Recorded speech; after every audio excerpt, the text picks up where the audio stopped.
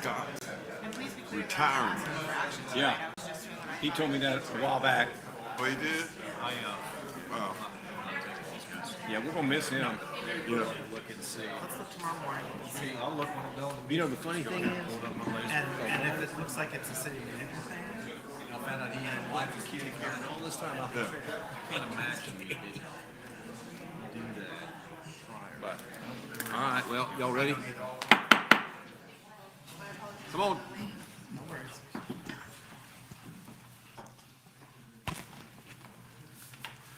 Okay, welcome everybody. Today is Monday, November 27th, 2023. This is a regular city commission meeting. And I know some of you are wondering, why is my jacket like this? This is a new trend that we're setting. After a Florida FSU game, I will take this off and let it never be said that the mayor doesn't pay his debts. Oh wait, it's upside down, it's backwards.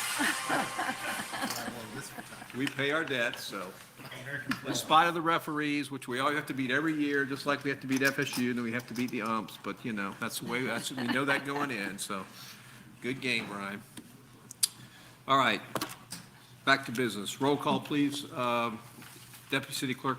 Yes, sir. Commissioner Mercer. Here. Commissioner Yates. Here. Mayor Pro Tem Bursong. Here. And Mayor Dantzler. Here. Invocation tonight will be led by Pastor Jeff Connor from the Winter Haven Worship Center, and our Pledge of Allegiance will be led by LaTanya Harris, our Deputy City Clerk. Please stand to favor.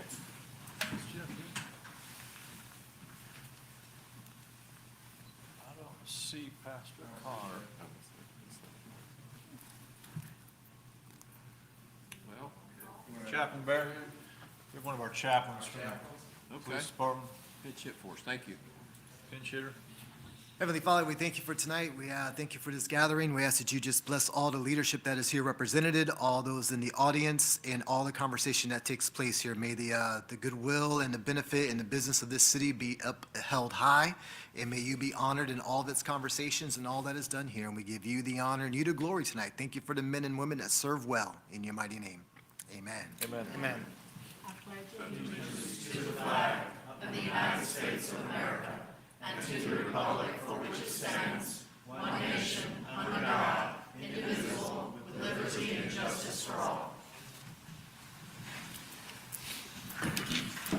Okay, thank you so much.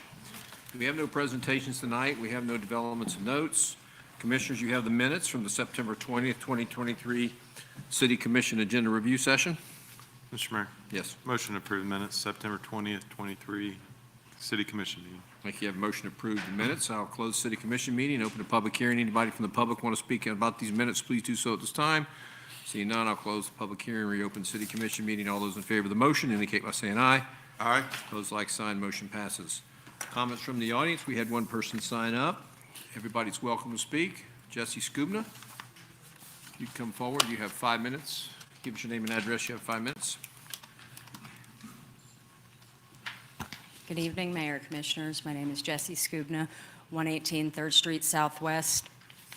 I'm here this evening to talk about the same thing I did at the last meeting, which is the parking downtown in the lot on the corner of Avenue A and 3rd Street. At the last commission meeting, you said that the agreement to sell the lot was expired. Is that still the case? I'm not certain that it's expired. I think that the closing has not occurred yet. Okay. So there are other parts of that agreement. It's not, it's a multifaceted development project, and there's a developer's agreement and a purchase and sale agreement. So there are a number of moving parts. Okay, because you did say that you were going to look into the development agreement to see how that all worked. So there hasn't been any new developments since the last time I was here? I don't have an update for you this evening, Jesse, no. Okay, over the weekend, I did hear that the building was flooded and that it was going to be demolished. Is that a fact? or That's is not that- news, that's not It's just anything that rumor? I'm able to speak on. I know that they had some water issues with that, but as far as the demolition of that building, I've not heard anything. Okay, and was that caused by the construction on Central? That was caused by a valve that was turned on, that was turned off prior, and damage to the system inside of that building is what I understand the case to be. So will that change anything for the sale of that lot? I Or don't, you don't I think that would? can't speak to that, not Okay. that I'm aware of, but Okay, well, that's not been an issue that's come up. okay. And this is a matter that's just, obviously, it's very important to me because there's just not enough parking downtown, and this is the same questions I've been asking for many years now. So it's not something that has just been overnight concerns. It's been years I've been asking these same questions. And we keep saying things take time and whatnot, and I do understand that. However, in the past several years, all I've been seeing is a reduction in parking spaces rather than adding more or coming up with a solution for the ones that we are taking out and eliminating. And if that hotel, in fact, does happen, we're looking at 170-plus spaces that are coming out between that project and the sidewalk cafes on Central. And that's a lot of parking spaces to be coming out of just a few blocks. And I don't believe the businesses down that way can handle it. And I'm not here to complain, I'm just here to get some answers, because we deserve answers, we're taxpayers. We've been doing business down there for a long time, and a lot of people use that lot. It is probably the first lot downtown that fills up, and it's probably one of the last ones that empties. And I took a picture before I came here, it's full as we speak. So, and I don't think I need to tell anyone that, I think we all know that. The city paid a lot of money for that lot, not only to purchase it, but to restore it and to turn it into a parking lot. So to turn around and sell it for next to nothing for the development, I understand everyone would like to see that corner developed, along with myself, but I don't think that it's fair to do it where it's going to hurt so many businesses downtown. So I guess I'll be here next week and the week after and every meeting after until we can get some answers. I do appreciate your time and your consideration on this, and it is very important. And I was also thinking maybe possibly we could come up with some sort of parking committee, and the citizens can get together and maybe meet with the Walker Consultant Group and maybe try to come up with a plan for the future parking. I don't know what the answer is, but I know there's got to be some answers and that we've got to see some soon, because every day that I go to work, it's getting more and more difficult. And I know we all know it, because you guys all either live downtown, work downtown, shop downtown, and I guess I'll just be back next time. Thank you. Thank you. Anybody else like to speak for the good of the order? Okay, on to ordinance second reading, public hearing. This is item 9A on your agenda, O2355. This request by the Dundee Road Investors LLP. City Attorney, would you read by title only, please? Thank you, Mr. Mayor. Ordinance number O-23-55, an ordinance amending ordinance 11-03, the 2035 Winter Haven Comprehensive Plan by revising the future land use map series, by amending the future land use on 3 parcels from industrial future land use to neighborhood support future land use, repealing all ordinances in conflict herewith, providing for the administrative correction of scrivener's errors, providing for severability, and providing an effective date. General location, 2400 Dundee Road. The area covered by this request is 27.36 35 plus or minus acres. Thank you. Thank you. T?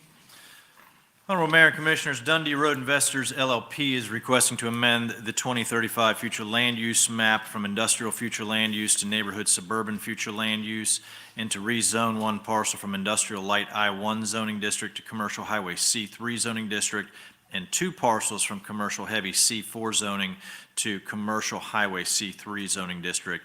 The area consists of 27.35 plus or minus acres. This property currently contains the 21,718 square foot Winter Haven Day Surgery Center. The petitioner intends to develop the subject property with an additional 66,000 square feet of medical office constructed in 2 to 3 phases. Surrounding uses include the Dundee Road, a golf driving range, vacant commercial and business park, land located in unincorporated Polk County, the vacant C3 zoned property to the north, trucking, transportation, business, and vacant business park located in unincorporated Polk County to the east, and vacant pasture land zoned residential estate to the south, and vacant I-1 zoned land to the west. The requested neighborhood support future land use in C3 zoning district would allow for a maximum potential development of 1,546 square feet of commercial use. However, the petitioner, as I said, plans to develop the property with only an additional 66,000 square feet of medical office.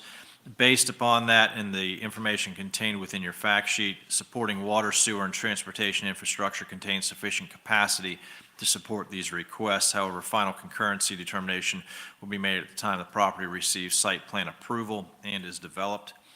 The requested neighborhood support future land use is compatible with the requested commercial highway C3 zoning district. Additionally, the requested neighborhood support future land use is consistent with the existing medical office on the subject property and with city designations to the north and along the Dundee Road corridor.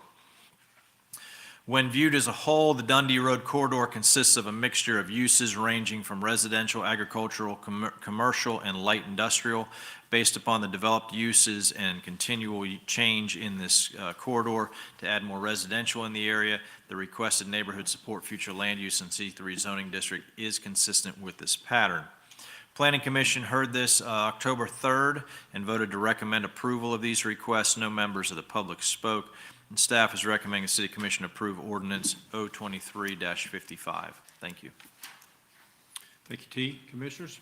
Mr. Mayor, Yep. move approval of ordinance 02355, second reading, public hearing. Thank you. We have a motion to approve 02355. I'll close the city commission meeting, open the public hearing. Anybody from the public like to speak to this item, please do so at this time. Seeing none, I'll close the public hearing, reopen city commission meeting. Commissioners, we had a lot of discussion about this. You have any more questions or comments before we vote? All those in favor of the motion indicate by saying aye. Aye. Opposed, like sign. Motion passes. 02356, this is request by Dundee Road Investors LLP. City Attorney, would you read by title only, please? Thank you, Mr. Mayor. Ordinance number O-23-56, an ordinance amending Chapter 21 of the Code of Ordinances of the City of Winter Haven, Florida by rezoning one parcel from Industrial-Light I-1 zoning district and two parcels from Commercial-Heavy C4 zoning district to Commercial-Highway C3 zoning district, providing for the administrative correction of scrivener's errors, repealing all ordinances in conflict herewith, providing for severability, and providing an effective date. General location, 2400 Dundee Road. The area covered by this request is 27.35 plus or minus acres. Thank you. Thank you. City Manager? Mayor and Commissioners, again, this is the companion ordinance that pertains to zoning, and as I noted, they are requesting to rezone one parcel from Industrial Light I-1 zoning to Commercial Highway C3, and two parcels from Commercial Heavy C4 zoning to Commercial Highway C3. Thank you. Commissioners? Mr. Mayor, Yes. move for approval of O-2359, 56. sorry, 56. Yep, 02356. Okay, no problem. I'll close city commission meeting, open a public hearing. Anybody from the public like to speak to this item, please do so at this time. Seeing none, I'll close the public hearing, reopen city commission meeting. Commissioners, questions or comments? All those in favor of the motion indicate by saying aye. Aye. Opposed, like sign, motion passes. Now we're on 02359. This is voluntary annexation of a parcel. City Attorney, would you read by title only, please? Thank you, Mr. Mayor. Ordinance number O-23-59, an ordinance extending the corporate limits of the City of Winter Haven, Florida, so as to include therein additional territory lying contiguous and adjacent to the present boundaries of the City of Winter Haven, Florida, describing said additional territory, repealing all ordinances in conflict herewith, providing for the administrative correction of scrivener's errors, and providing an effective date. General location, a parcel generally located southwest of the intersection of Old Bartow Lake Wales Road and Waters Road. The area covered by this request is 19.29 plus or minus acres. Thank you. City Manager? Mayor and Commissioners, Trio Tropical Farms LLC is requesting the City Commission annex one parcel totaling 19.29 plus or minus acres. They're seeking annexation for the purpose of developing the subject property. Annexation of this parcel will not create an enclave. This is a voluntary petition for annexation, which is the basis for this ordinance. Is being processed and considered in order to comply with the requirements of Section 171.044 of the Florida statutes. Accordingly, and the exemption set forth within Section 166.041 C1 of Florida statutes applies, and a business impact estimate is not required as a result of the ordinance. Staff recommends City Commission approve ordinance O-2359. Thank you. Thank you. Commissioners? Mr. Mayor, Yes. move approval of ordinance 02359, second reading, public hearing. Thank you.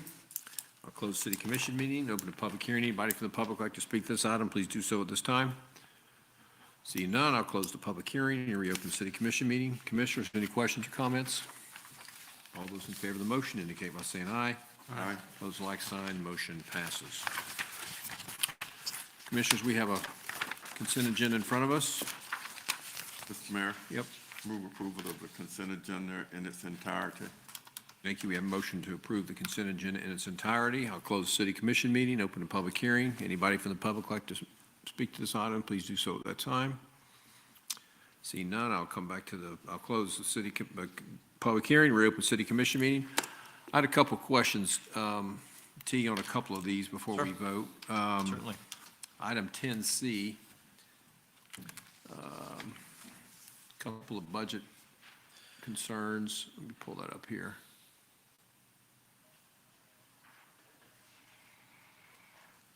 Under the second item, you listed several things. Looks like the city manager went up or decreased from 165 to 171, or from 165 to 71 after hiring an assistant. How did that happen? That is within the professional services other. That is mostly contractual services that would be appropriated within the city manager's line item budget that weren't expended. That's not a personnel-related matter. That's more for outside consulting. And how did our legal go up so much? Legal went up due to just a number of things that happened in 2023, to include our acquisition of the Macy property, which was a pretty significant legal lift, matters pertaining to the airport operations and some of the dealings we had out there with some tenancy that we had to tackle. We also have a bond resolution that we're moving through that required a lot of work during the summer months, work on our Bradco Farms project, as well as acquisition and some transfer of lands with respect to Logistics Parkway and what we're trying to accomplish there. So things that were very much out of the ordinary for in the normal sense of doing business. We had a number of those last year that came up. Okay, so is that what our total legal bill is for the year? Yes, sir. 535? Okay. Yes, sir. Keeping in mind, that also includes our legal services for Planning Commission. We have representation from the City Attorney's Office with code compliance matters, a variety of things throughout the year that fall within that, beyond just John's presence here. Oh, no, I understand that. Winter Haven Rec and Culture Center, we went from $500 budgeted to 34 grand. Was contractual services. You got any way to shed light on what that one is? I should I'm going to have look tipped to you off. CJ, do you recall what that one is specifically? And I'm going to also ask the same question about how we went from 1,000 to 41,000 on Nora Mayo. So on that 1,000 to 41,000, that is with respect to repair and maintenance buildings and grounds with the Florence Villa CDC. Okay. I think that pertained to, I'm trying to recall if that, we had major plumbing issues there that we had to work through and some air conditioning items. That's what that was? Yeah, Plumbing? yeah, we had a pipe that busted in the wall, Okay. so the whole building had to be replumbed. Well, the good news is we saved some money on the field house. How'd we knock off so much on that? Just more, what? Hard to say. I should have tipped you off. I was going to Yeah, ask you all these I so you could can't be speak prepared. to I'm sorry. exact without having the budget directly in Okay. front of me to see where those dollars are expended, Mr. Mayor. I apologize. I don't know that off the No, top of my head. I should have tipped you off. I was coming at you with this because I don't quite get it, but, Repair and maintenance grounds, building and grounds is typically going to be items pertaining to air conditioning, any plumbing matters that we have. We did make a significant change in our HVAC maintenance approach at the field house, so that would reduce, the expectation was that would reduce what our R&M cost would be there. okay. Ultimately, at the end of the day, these all wash out. It's basically just moving funds between one cost center and another. In typical years, what you might see is a significant increase in, say, overtime with respect to if you have a major shortage of police officers or firefighters and you're having to assign additional overtime in there, and that's made up by cost savings in other departments. This is very much the similar situation. It's just a lot of it turns out to be within that repair and maintenance building and grounds where we had some more significant impacts. And I do have for the Winter Haven Culture and Rec Center, that was for contractual services, and it looks like instructors, officials, and referees, that went up. So I think part of the plan there, Mr. Mayor, was that we would be farther along within the renovation of that space. And so that was budgeted at a lower number. And because we have not gone into the raising of that site as of yet, it continued to operate. So there's operational costs that were not accounted for. Okay, that makes sense. Item 10B, I just had a general question about the general contractor two-year agreements. Yes, sir. I got no problem with this, but does that preclude other people from getting work from the city Not for at the next all. 2 years, or? Not at all. So we still bid everything out. This is for those kind of random things that come up that are not of a size or a magnitude that warrants an ITB, a busted pipe in a wall. Renovation of an office space, smaller projects that we have, replacement of an air handler unit, things that our facilities maintenance staff can't necessarily tackle on their own, but they're not as large as, say, building a fire station. Where we're doing major capital construction, those projects will still go out through an ITB or an invitation to bid. These are things that are the one-offs that come up throughout the year. Hurricane damage to buildings is probably the biggest example of that, where we use a lot of our contractual general contractor services. Ultimately, it may be a higher value because we have so many buildings, but it's replacing doors at the airport, replacing a roof on a T hanger, or replacing a window that gets busted out. Those types of things are what these folks are mostly. It's typically under $30,000? Typically, yes, sir. And you can sign off on that? Yes, sir. Okay. And it's bid out, so you have labor costs that come in, you have markup percentages on materials that come in with that. We've been doing this, operating this way since early 2000s, actually probably back into the 80s and 90s. It became a little more formalized in the early 2000s. Roger McCoy and McCoy Development were a general contractor the city used for many, many years.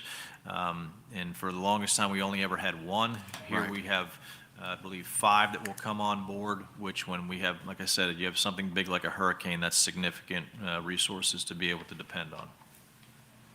Last question is the last one, the 10F. Yes, sir. That's a rather sizable chunk of money. Is that something we need to talk more about, or make me feel comfortable spending that much money on the consent agenda? Well, I'll make you feel comfortable and let you know that of that money, this is a $4,258,000 contract for the extension of Logistics Parkway. This is tied to a $6,411,612 grant that we got from the governor. A few years back, came here to Winter Haven to present that. This is the roadway that will extend from Eloise Loop, Eagle Lake Loop Road south through our wastewater treatment plant into the Intermodal Logistics Center. It is to be a employee access road, not a truck traffic road. This is the northern phase of that, which is shown on your screen in blue, which goes from generally around the railroad tracks where CSX crosses Pollard Road down to the main gate of Wastewater Treatment Plant 3. The balance of the project, which you see in green, is still in design, and that will go out for bid in 2024 to complete that project. Ultimately, we have a little over $9 million in state funds for this project. As I mentioned, $6.4 million comes from the Florida Department of Commerce Job Growth Infrastructure Grant Program. About $3 million plus is coming from FDOT, and we, in our bond issue that was just approved at the last commission meeting, that included the city's portion of funds to cover any additional cost on this project. Okay. I will say also on this one, we are asking that this be approved in a conditional format. When we do bids, we had 4 bids that came in on this project, and we our policy is that we allow for a bid protest period. We don't want to lose any time on this project, and just in the process of the holidays and everything, it kind of messes us up in terms of calendar days when we can post our bid protest window. That window will actually close at 3 o'clock tomorrow. So in the recommendation on this, you'll see that it's asking to, we're recommending an award of this project to Southland Construction, conditionally assuming no timely protests come in tomorrow. So if we were to get a protest tomorrow, then we will not approve this to move forward. So Are we it's conditional. anticipating a protest? I do not. I think Okay. it was clean bids all the way through, but we just want to make sure we dot the i's and cross the t's. And for the benefit of the commission, Southland Construction is the same company that built the trail bridge that crosses Avenue T, MLK Boulevard. Okay, I'm satisfied with consent agenda. Anybody else have any questions before I call the vote, or call for a motion? Did we get a motion? Yes. Yes, you gave me a motion. Anybody? Are we okay on the timeline on those state governor funds? I remember there was a timeline attached. There is, Commissioner Yates, the 611, or 6.4, I'm sorry, has to be spent by June 30th of 2024. You have design costs that go into that as well. We've certainly we've been in design all along, so staff is comfortable that we will make our deadline for spending down the state funds. The project does not have to be complete by June 30th, but we do have to expend the state's portion of that project by that point in time. And those funds actually have to be received by the builder, as opposed to, like, if they were held in escrow, that wouldn't. It's a reimbursable grant, so we're submitting as we are paying out. So Kimley Horn is doing the design work on that project. We can submit those invoices for design to the state and begin receiving, reimbursement off that 6.4, and then as the construction goes forward, any materials they buy in advance, we can submit those for reimbursement. So staff is confident at this point, barring any major disruptions in supply chain or, some unforeseen issue that would slow that project down, but they're comfortable saying that we should be able to spend that down before June 30th. This contract for the Phase 2 requires completion by the end of May 2024 for that first phase. I forgot it was a reimbursable grant because he gave us a big check. I thought we just took that to the bank and put it in there. Yeah. Okay, any other questions on the consent agenda? All those in favor of the motion indicate by saying aye. Aye. Opposed, like sign, motion passes. Thank you, Commissioners. All right, Resolution 11A on your agenda is R2360. This is a request by VMAR Development LLC. City Attorney, Drew, by title only, please. Thank you, Mr. Mayor. Resolution R-23-60, a resolution approving that certain plat entitled Villamar Phase 6 and 6D for filing in accordance with Chapter 177 Florida statutes with specific conditions, providing for the correction of scrivener's errors and establishing an effective date. General location subdivision is generally located east and west of Rialto Road and east of the CSX Railroad line. Thank you. Thank you. City Manager? Mayor and Commissioners, VMAR DEV LLC is requesting final plat approval for Villamar Phase 6 and 6D. This is a 116.36 acre subdivision located east and west of Rialto Road and east of the CSX Railroad line. Contains 443 building lots and 16 common lots consisting of stormwater management areas. Internal roadways will be dedicated to the Villamar CDD.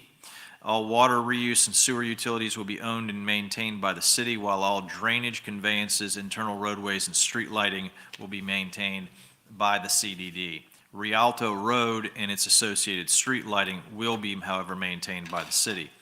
Performance bond in the amount of $2,014,911.42 issued by Lexon Insurance Company has been submitted to cover the cost of the remaining 21% of infrastructure items to be complete, which include internal roadway paving, sidewalks, earthwork, utilities, and landscaping.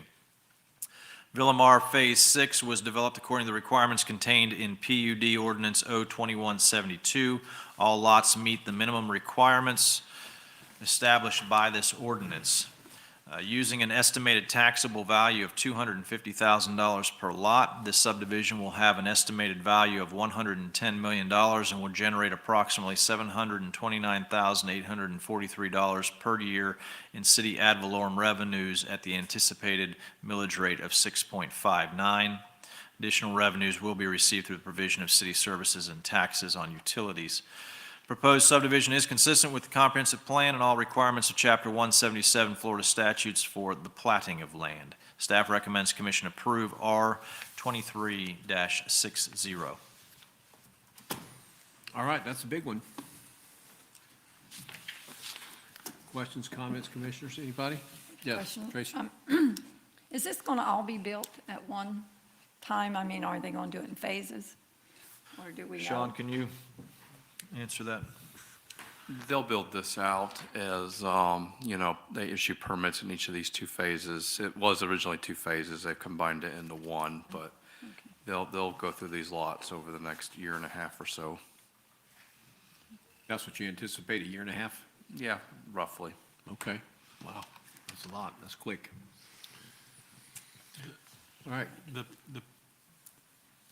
widening of Thompson Nursery Road, that's going to get rerouted, and that's going to be somewhat in the vicinity of this project, is that right? You look on the screen where that little call-out box, it says Villamar Phase 6 and 6D. You can see the red line, directly above that red line, there's a black line. That is the right-of-way, which is Thompson Nursery Road that you see there.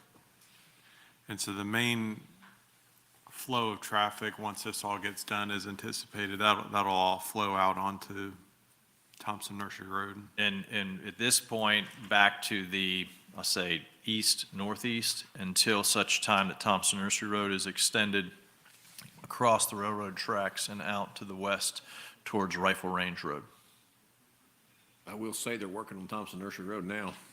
They've got orange barrels everywhere, and As you remember, Jay Jarvis from Polk County came and spoke to the commission about a year ago, and that project is fully funded. It's just the timing of getting the construction done. they were working on all the trees and the power lines today when I was out that way. And this was all part of that original PUD that was put into place. Do you recall approximately what year that was? This is part of Villamar, yeah. Originally, this dates back to the mid-2000s, Okay. but it's been amended several times over the years, but the current iteration dates back to about 2016. Okay, which included this That's correct. as well. So I like to explain that when my phone blows up. Why did you approve this development? And, well, this wasn't something we approved today. This was approved a long, long time ago, and it's coming to fruition now, and have to come to terms with what we're able to do and what we can do, what we can't do, so. Commissioner Yates, I can tell you that there was discussion on this property going back into the 2009 to 2011 timeframe, including roadway access off of the north edge of this to tie back into Thompson Nursery Road. That was not contemplated at that point necessarily to be Thompson Nursery Road because that project had come and died, in the early 2000s. But as we see now, that is a major roadway abutting this development. Thanks. Mr. Mayor, Yep. I'll go ahead and move for approval of the resolution R2360. Thank you. We have a motion to approve R 2360. I'll close the public hearing, city commission meeting, open the public hearing. Anybody from the public like to speak this item, please do so at this time. Seeing none, I will close the public hearing, reopen city commission meeting. Last chance for questions or comments. All those in favor of the motion indicate by saying aye. Aye. Opposed, like sign, motion passes. R 2361 is a request to support the submission of a joint Sun Trail grant application for the Old Dixie Trail Project. City Attorney, would you read by title only, please? Thank you, Mr. Mayor. Resolution R-23-61, a resolution of the City Commission of the City of Winter Haven, Florida, endorsing a joint application for a shared-use, non-motorized, parentheses, Sun, S-U-N, close parentheses, Trail Grant Application for a portion of the Old Dixie Trail Project. Thank you. Thank you. City Manager? Mayor and Commissioners, the Florida Shared Use Non-Motorized or Sun Trail Network is a statewide system of interconnected high-priority paved trails. The Old Dixie Trail has been included as a high-priority corridor on the Sun Trail network, as well as regionally significant statewide trail system. The trail would connect Winter Haven, Lake Alfred to downtown Auburndale to the Van Fleet Trail, which is a direct connection to the state coast-to-coast or sea-to-sea connector. Sun Trail grant funding cycle has opened for proposals. Winter Haven, along with Polk County, the Polk Transportation Planning Organization, and the cities of Auburndale and Lake Alfred are working on a joint grant application for the 6-mile stretch of the Old Dixie Trail between Auburndale and Lake Alfred. Polk County will officially be the applicant, with the cities of Auburndale and Lake Alfred being responsible for long-term maintenance once this trail would be built. Winter Haven is assisting with the grant application as well as supporting submittal of the application. You can see that this would give direct connection from downtown Winter Haven up to the coast-to-coast connector, which basically could take you anywhere in the state of Florida from downtown. Staff recommends City Commission approve Resolution R2361 in support of a Sun Trail grant application for the Old Dixie Trail segments connecting Lake Alfred to Auburndale. I will say that, one of the attractive features of this type of application is when you have 3 municipalities plus the county plus the TPO that are all endorsing that in partnership. I think it gives it a lot of credibility with the grant decision makers. It's 4 municipalities. Haines City, Lake Haines Alfred. City will be a later piece of that. This initial section is just from Lake Alfred to Auburndale. So what we'll be able to do is jump on our bikes in downtown Winter Haven and ride all the way to Lake Alfred, which we can do now, and then jump on that red track, Yes, sir. go all the way to Auburndale and pick up Van Fleet without having to get hit by a car. Yes, sir. That's the plan? And then go to Dunedin if you want to go off to the west coast, or down to St. Pete, Pinellas Trail area, or you can go all the way over to Daytona Beach via the eastern leg of that. I believe Andy Palmer has ridden this coast-to-coast connector from one coast to the other already, so. I've ridden the Van Fleet 1,000,000 times, and I'm gonna tell you, this is a big deal, because people like city manager who lives downtown now are gonna be able to jump on their bike and get all the way to wherever they want to go, and that Van Fleet takes you all the way to Claremont or wherever you want to, it's just it's pretty cool. If you got the legs, you can do it now without feeling like you're going to get hit by a car, so. What else? Anybody else?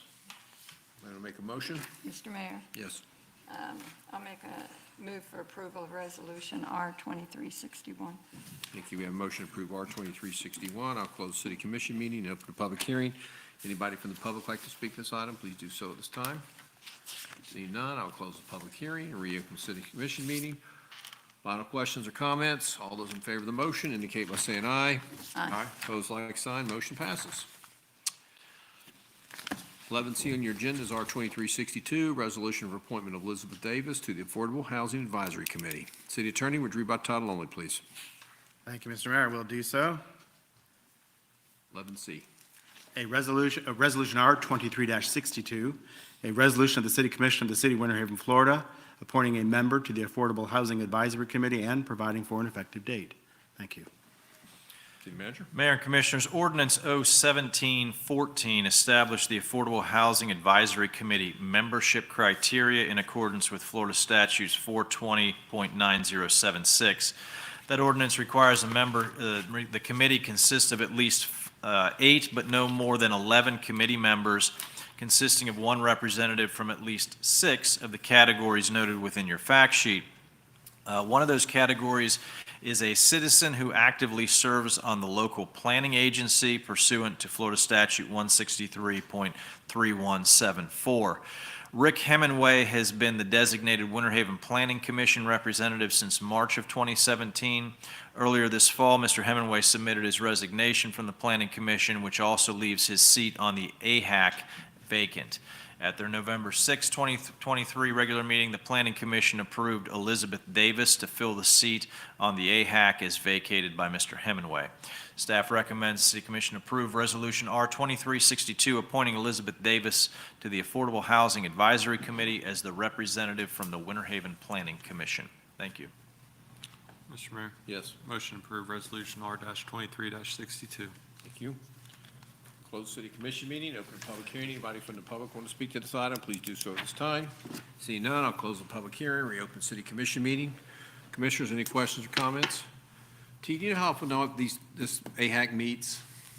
Commissioner Mercer is a representative of that. Oh, okay. I, Monthly, quarterly? monthly. Monthly? Okay. That's all I wanted to know.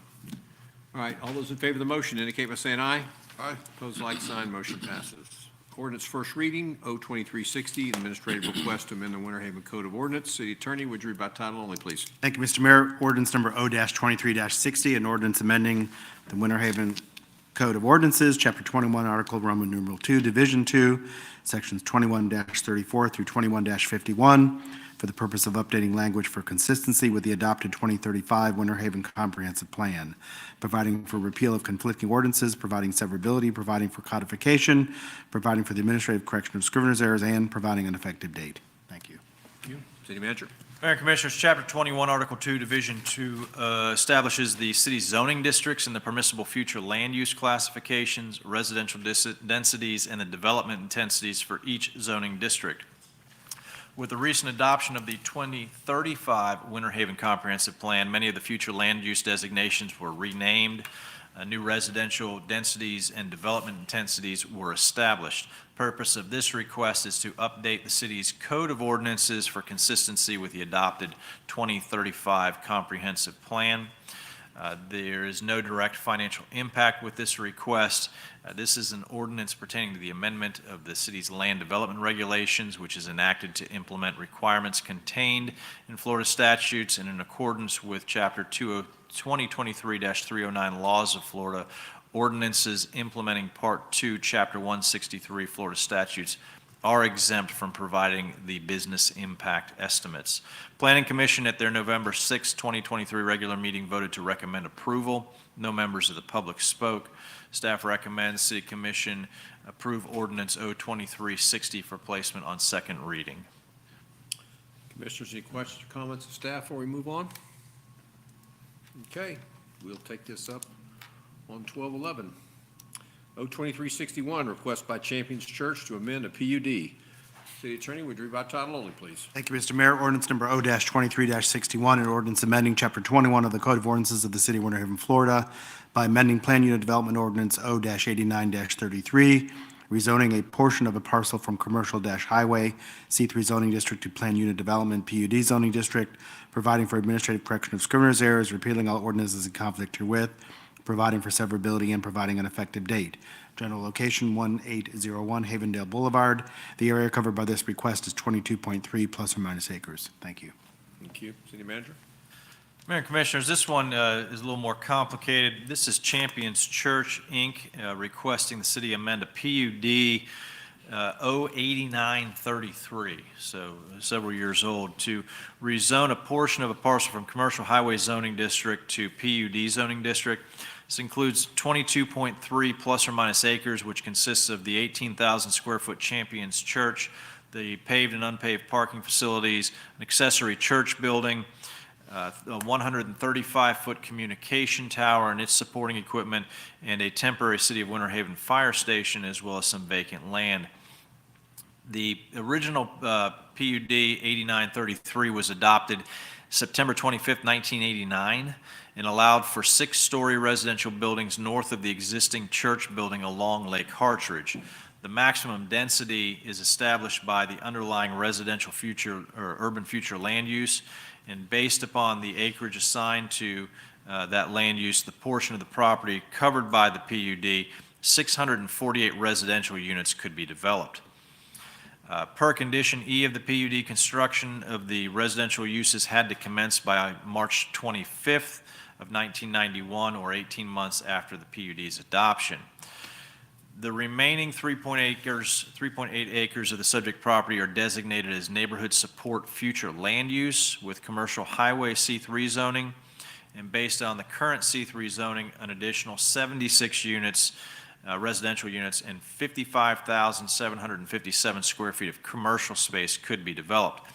What the petitioner is requesting is to allow a total of 600 multifamily units in buildings up to 7 floors, allow the existing 18,000 square foot house of worship to remain, allow 51,240 square feet of retail commercial space, allow 40,000 square feet of restaurant banquet service, and access to continue from Havendale Boulevard. The total number of potential residential units will decrease from 724 down to 600 with this request. However, they are requesting 91,240 total square feet of commercial uses, and that exceeds what is permissible under the neighborhood support future land use. Staff has also requested some changes within this PUD to include building setback requirements, landscaping, sidewalks, internal streets and driveway standards, public school concurrency, and electric vehicle charging facilities. The request, as I said, decreases the overall permitted intensity of the subject property from what is currently approved in the PUD 08933. And your tables in your fact sheet will illustrate how that goes down for potable water, sanitary sewer, and transportation. At this time, there is sufficient utility and roadway capacity available to support development on the subject property as proposed. However, final concurrency determination will be made at the time site plan is approved or a subdivision plat is submitted for approval. With respect to schools and the potential for up to 600 multifamily units, up to 117 elementary, 28 middle, and 41 high school seats may be required. Final concurrency determination for schools is required to be made at the time of final development approval. Staff's review of this yielded the following conclusions. There is sufficient utility and roadway capacity to serve the residential development. The proposed residential development intensity is consistent with the adopted residential, urban, and neighborhood support future land uses. However, the requested intensity exceeds the maximum for commercial as adopted by FAR by 35,483 square feet. The development is consistent with the surrounding residential densities along this segment of Havendale Boulevard, and the proposed residential uses will provide additional housing options to the city. This is exempt from having to provide a business impact estimate. The Planning Commission heard this on November 7th and voted to recommend its approval. There was one resident who made comments relating to traffic impacts on wildlife adjacent to the lakeshore and the ability to maintain the western elevation of the Hartridge Landings townhouses. Staff is recommending the City Commission approve Ordinance 2361 for placement on your next agenda as a second read. I will say, and I had to do some review on this with staff as well, but at the end of the day, they are reducing the number of residential units from what is permitted down to 600, but instead of being in 6-story buildings, they would be in 7-story buildings. The petitioner's request for the full, I think it was 90,000 plus square feet of commercial space is not supported by staff, and the PUD as presented holds them to the maximum threshold of 55,757 square feet. Questions, comments, commissioners, on this one? Brian? I think, and I can't get into Granicus to see the full package, but I will. I'm going to assume that what's in there, we've talked about, like, this is what it was, this is what it's becoming. Are years included in that too? So like, when you say 1989, it was originally approved, do we have the year? I don't recall seeing years. 89, I think. Is it in there? This is it. Yeah, but the year's not listed there. It just, to add one additional level of clarity, just showing kind of the years of progression, if we've got it, if we can, if that's. Not sure I understand what you're asking for. So like it Commissioner was approved with X in 1989, it was approved with Y in 2005, it was approved with, just trying to get the chronological order. John, I think this was approved originally in 89 and was never amended after that fact, is that correct? That is correct. This was an original approval in 1989. That was also prior to the city's adoption of a comprehensive plan. So when that happened in 1991, it assumed a level of density in accordance with the comp plan in effect at the time. Over the years, the future land use changed and its density changed with that. Its current number of units to be permitted by land use was established just about 3 months ago in August, when we adopted the 2035 comprehensive plan. So that would kind of be a chronological. Yeah, and that's that's all I'm trying to get at, is like, the only person that was up here in 1932 was Birdsong. So we weren't up here when all these other things, got passed. So just would help to provide just a little bit more clarity, as this is when that happened, does that make sense? I think I could create something and add. I think it would be helpful. And I think, in 1989, that park that is immediately to the west of this, Lake Howard Nature Park, was still a functioning drive-in movie theater. Right, Yes. right, yeah. Tracy, you got something? Yes. Why, in 1989, they had more units, and 6 floors. Why there less units on 7 floors? I think the main reason it's going to 7 is they'd like to do parking under the building. Okay. So that makes bottom sense. floor is likely going to be parking in this development scenario. So I had a couple questions for you, Sean. Didn't we not approve a 7-story building on the place out on Thompson Nursery Road? I remember I there was a remember big, that one. we had a big stink about that, and that was too tall, and I don't remember if you Yep. could find out, or try to remember what that was about. We 'cause were looking to do a 5-story assisted living facility out there in that area. And we voted it down because of some reason, I don't remember, because my memory's, I think we had some concerns over compatibility with the surrounding environment out there. The little difference on this one is we do have a 6-story building next door, and we have a 5-story assisted living facility, I'm gonna say roughly a quarter mile to the east. So there is some precedence for some multifamily or multi-story development in this corridor. can our fire trucks get 7 stories high? We can handle that? So we don't send ladders up that high. These buildings are designed with fire suppression systems inside, so you're fighting them from the inside. When you go up a stairwell and you see a fire connection, valve there, that's what that's there for. What level of service do we have on Havendale Boulevard? What, does it have a number, a 3, a 2, a 4? Where is it? It's currently operating at a level of service C. It's a 6-lane roadway. It has quite a bit of available capacity.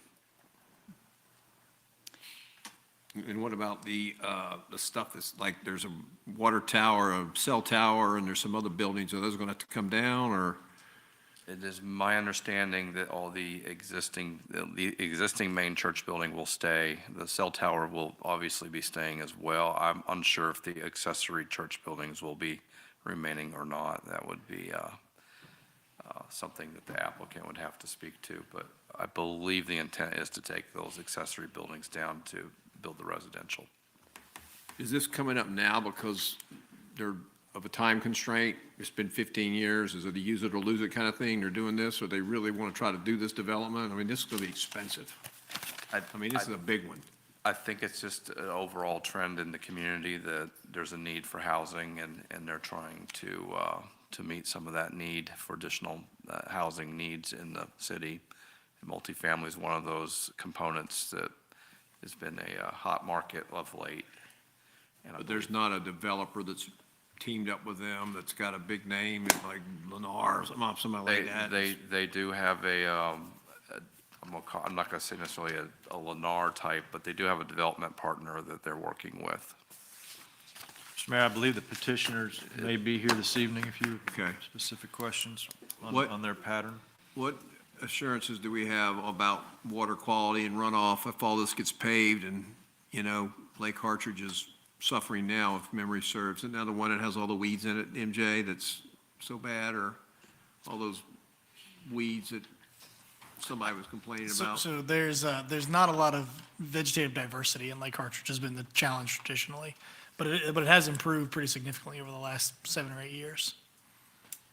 Mr. Mayor, I think the assurances for that or whatever happens on this property are it's gonna have to be developed per the city's development and design standards as well as SWIFMUD, so capture of any stormwater runoff, a parcel of this magnitude, of this size, will be, have to have a SWIFMUD permit and meet all the stormwater requirements associated therewith.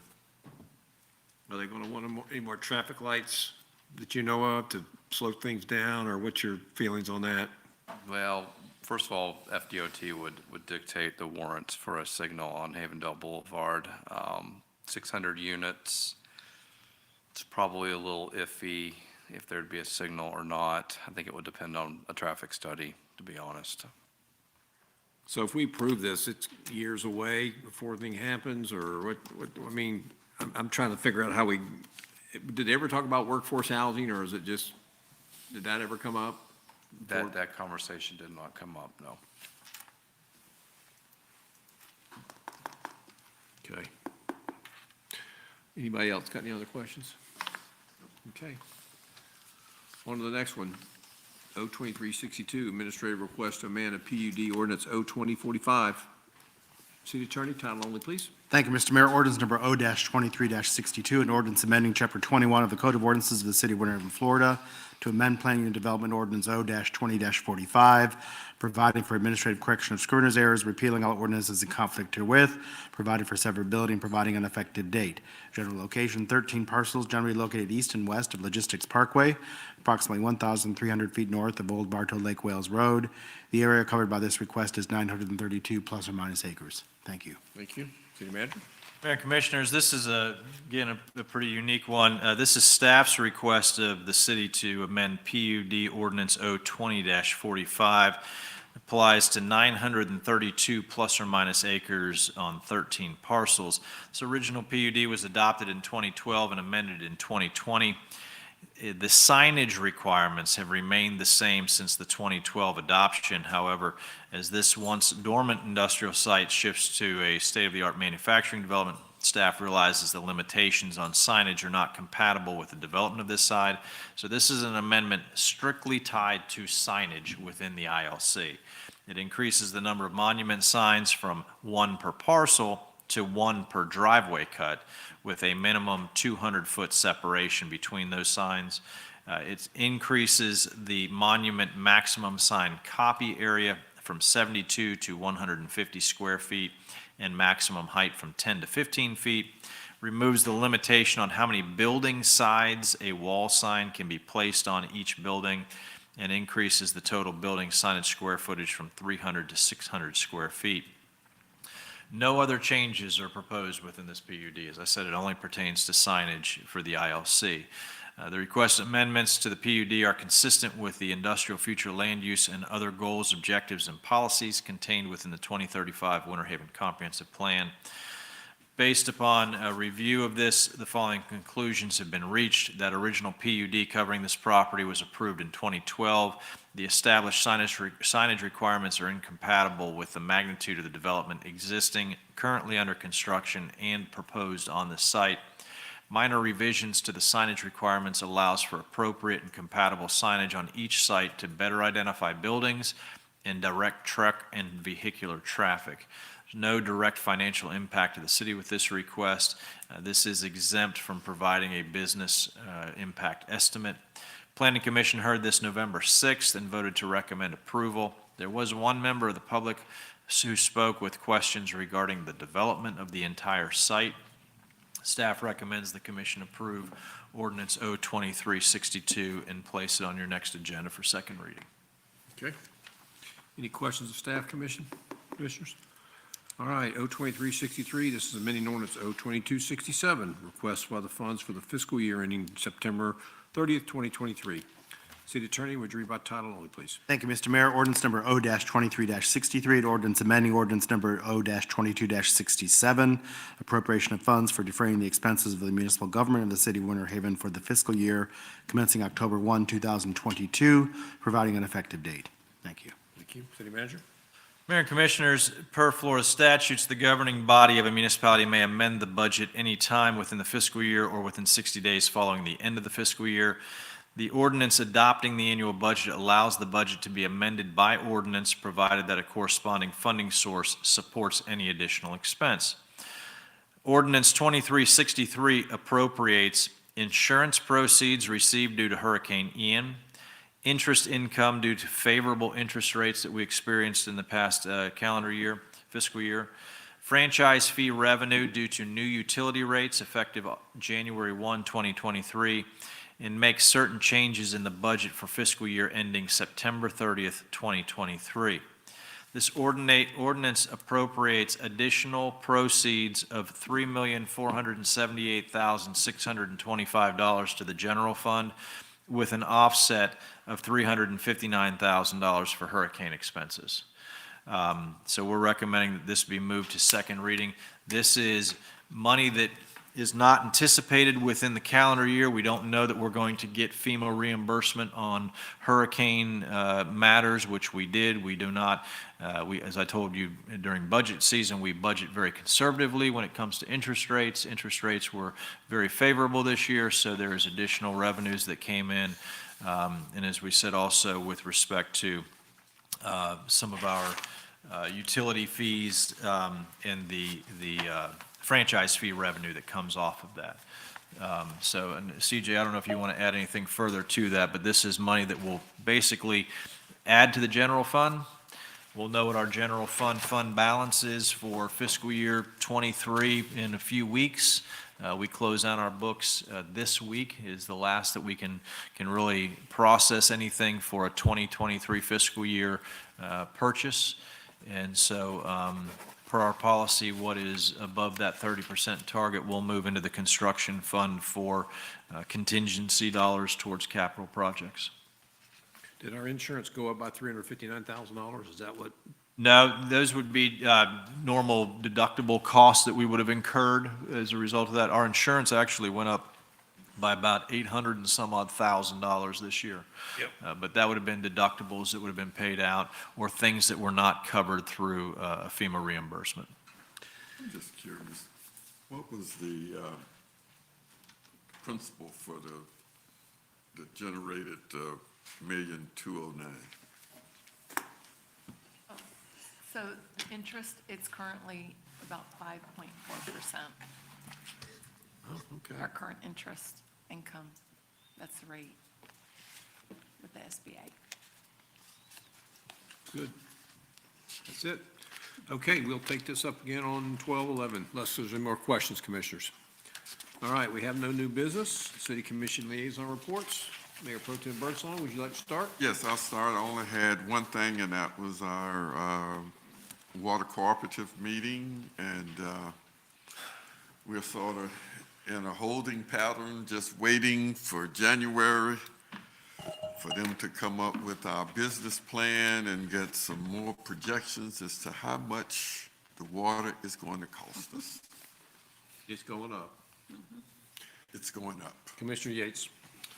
I was fortunate to take a break these last 2 weeks, so I don't have a lot on the agenda this evening. Ask if staff would please reach out to Mrs. Skubna regarding the parking around her facility. When I look at the map and the aerial, it would seem like there's got to be some solutions around there, and maybe I just don't have the understanding that I need to really explain it properly. So I would just appreciate it if staff would reach out on that, and then if wouldn't mind educate me, because I need to get educated as well on it. So other than that, appreciate the mayor sticking with his bet this evening. I did worry about these gators and their tricks and, you know, how they switch things around, and he thought he could wear the tie backwards and get away with it, but made sure the tie had a Seminole head on the front and the back just in case of that. So we look forward to many more of these events and the mayor ending up in garnet and gold. So great job, Mayor. Well, this tie does seem a little homemade, like somebody made it in their basement or something, but, you know, smells a little bit like kind of fishy, but that's all right. It's quality. Quality. Commissioner Tracy. Okay. Attended the library board meeting for the month. They're talking a lot about the new library. They're getting excited about it. They're ordering some books, so they don't have to order all at one time. Wait, what new library are you talking about?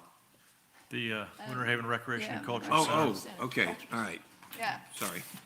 They've got a lot of, they're discussing the areas they're going to have in there and everything, so they're really excited about it. They also are excited about the new AC unit they got. So they had some trouble with their AC units, and it was very hot in there for a period of time. I attended the PEP fundraiser event, the Denim and Diamonds Masquerade Party, and we had two from the city that was there, the mayor and Christine. I'll let the mayor tell you more about it. I had a doctor's appointment and I couldn't attend the neighborhood service center anniversary. I wanted to attend that, but I was unable to do that one. Okay. Well, thank you so much. Yeah, I had kind of a short week too. I went to the ski show, didn't have to say anything, but what a treasure we have in that ski show down there. They do such a good job, and I love to see the little people coming up, so. I went by the neighborhood service center and had lunch, and as soon as I walked in, they put a microphone in my mouth and made me give a speech. Those people have so much fun there, and they eat good, and T. Michael was there, MJ was there, and I walked out of there with the biggest piece of birthday cake that I've ever seen, so. Had an MTAC meeting, the Transportation and Sidewalk Committee. And last, the Denim and Diamonds. This was a PEP fundraiser. And I had been accused of enjoying my role as Elsa too much, but, and that was just one of those examples of putting public service before pride, because I love my city, dress up like Elsa and sing, but, no, it was good. We raised, what, 27? Close to $30,000. Close to $30,000 for PEP, so PEP is, PEP's going to have their coffers full for a little while, thanks to the efforts of the committee there with Denim and Diamonds, so we'll see what it looks like next year, but the stage has been set to rekindle and redo, so. All right, that's it for me. City Attorney, you got anything? Thank you, Mr. Mayor. Just hope everyone had a great Thanksgiving holiday, and we're back to the work week. Nothing else. Grind. Thank you. City Manager. Two things this evening, Mr. Mayor. First off, need some direction, and you don't need it tonight, but just want to put it on your radar. The Grant and Aid Application Review Committee, we have created this in November of 2019, I guess it was. It's comprised of 4 members. Each one of you had an appointment to that, and those members served 3 years. As a reminder, Alex Santiago, Steve Negley, Tina Summerlin, Abdul Rahim Al-Khatib, and Alex Cam are the current 5 members of that committee. Alex Cam has had to step down from that due to his political position with the city of Auburndale. And Section 3E of that resolution states that if any vacancies occur, then the city commission shall make such subsequent appointments to the GAARC as it deems necessary. I believe Alex Cam was an appointee of Commissioner Mercer's. So just some direction if you would like Commissioner Mercer to bring back a recommendation to fill that seat, or if you would prefer to do that as a body. You will all have to approve that through a majority vote, but just some direction there. And like I said, we can either give me direction this evening so we can work with whomever to make that happen, or we can discuss it further in December. I got no problem letting Tracy pick it since it was her pick in the first place. And then don't put you on the spot. You can come back next meeting with somebody or whenever. And we don't need them actually appointed until even after the first of the year. Don't Because you they want will them to be city residents if possible? city residents, and this person will fulfill really just the 1 year of Alex Camp's seat. But we can work with Tracy as she identifies someone to get the background checks and everything done, so. Good deal. The other thing I wanted to do this evening, we are at the busiest time of year for our Parks and Recreation folks, believe it or not. And most people think that happens in the summer, but the month of December is brutal. Natalie Wilson, our special events extraordinaire, is here this evening, and she's going to give you a quick rundown of what's coming up over the next roughly 28 days leading into Christmas. So Natalie, if you would do so. Thank you. Good evening, Mr. Mayor, Commissioners, community. My name is Natalie Wilson, and I'm the Special Event Coordinator for the city within Parks, Recreation, and Culture. And again, I'm here to present the upcoming holiday events that are occurring within our spaces for the duration of this month. We kick off the holiday celebrations this week, and they will continue throughout the month of December. We welcome you and the community to attend these events in the hopes that we can celebrate this festive time throughout the month. First, the City of Winter Haven is partnering with Main Street to host our annual tree lighting in Central Park this Thursday, November 30th. Cookies and hot chocolate will be given away to the first 100 attendees at 6 p.m. At 6:30, there will be a performance by local artist Hunter Smith. And at 7 p.m., our official countdown for the tree lighting will commence and will be followed by a holiday sing-along. On Friday, December 1st, the City of Winter Haven will host its second annual Winter Haven Winter Wonderland in Central Park. At 6 p.m., visitors can visit our food vendors and also visit our craft station and can even write a letter to Santa, and I personally will send it to the North Pole the following day. At 6:30, we'll be featuring the film Frozen, so Mayor Danzler, if you would like to come and sing as Elsa, that would be fantastic. How does that start? Thank you. And we invite the community to bring their own chairs and blankets so that they can view the movie in comfort with their families. On Saturday, December 2nd and Sunday, December 3rd, join us for a magical experience as we transform the heart of the city of Winter Haven into a winter wonderland with an artificial ice rink located in the South Parking Plaza adjacent to Central Park. For a small fee of $15, attendees can enjoy 30 minutes of skating with the provided skates, or if you have your own somewhere in the garage, please feel free to take those out and use them yourself. Ice skating will be on Saturday from 10 to 9. And on Sunday from 10 to 4. On Saturday evening, we'll be hosting the annual Christmas Boat Parade. The parade will begin at 6:30 in Lake May, and will then travel around Lake Howard and conclude after we loop around Lake Ship. There are several locations to best view the parade, including Lake Heritage Park, which is the dock behind McDonald's on Lake Howard, and Lake Ship Park, just to name a few. For those still interested in participating, registration as well as our participant guide can be found on our events page located on the city's website or on our Facebook page, and registration to participate closes this Wednesday, November 29th. We will be celebrating the beginning of Hanukkah with a menorah lighting on Thursday, December 7th at 5:30 in Central Park. And the City of Winter Haven is proud to co-host the annual Havendale Christmas Parade with the City of Auburndale on Friday, December 8th. The parade begins at 7 p.m., starting at Spring Haven, and will continue along Havendale Boulevard, and will conclude at the Publix on Havendale and 42nd Street. Roads will close at 6 p.m., and we encourage the community to bring their own chairs to best view the parade.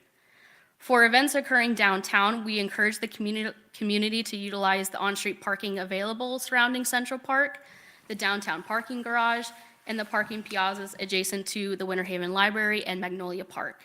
We hope to see you and the community at all of our events to celebrate the holiday season before we ring in the new year. For any questions for the community, I can be reached at our Parks and Recreation main office at 863-291-5656. Thank you all. Any questions? I got a question. Go ahead. So Saturday, the high is 84. Yes, sir.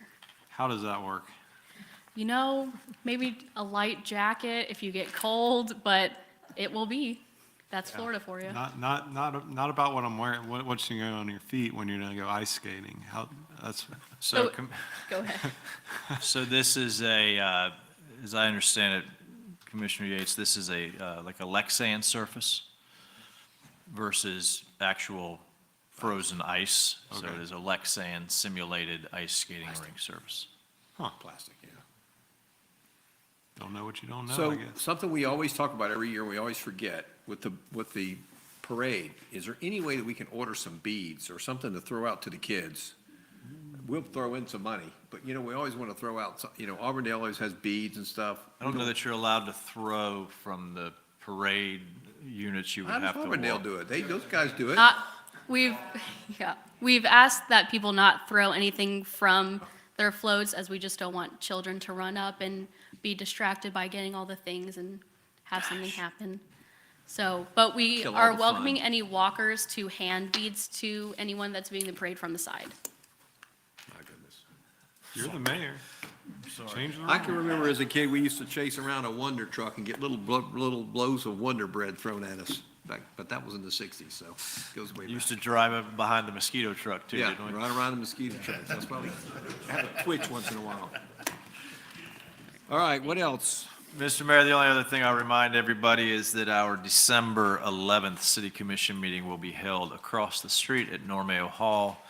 So we have begun advertising that as such. We'll have City U graduation that night. We will install a new city commissioner as our runoff election will be completed by that point, and a handful of other ceremonial items for that evening. Okay. That's all I have. Assistant City Manager, you got anything? Nothing tonight, sir, thanks. Deputy City Clerk? Yes, sir, just a couple of things. I've already talked about it, but I just wanted to go on record to say that I reminded about the logic and accuracy test that is tomorrow at 3 p.m. at the Supervisor of Elections Office. We've already designated one person to represent you at that meeting, but if anyone is still interested, please let me know so that I can notify the Supervisor of Elections Office of your attendance. Also, the special one-off election is going to be held on December 5th. Polls are open 7 a.m. to 7 p.m., and the same polling locations will be used. That's it. Okay. All right, anything else? Let's see what else. Emergency matters not received for the agenda, motion to adjourn. So moved. We're adjourned.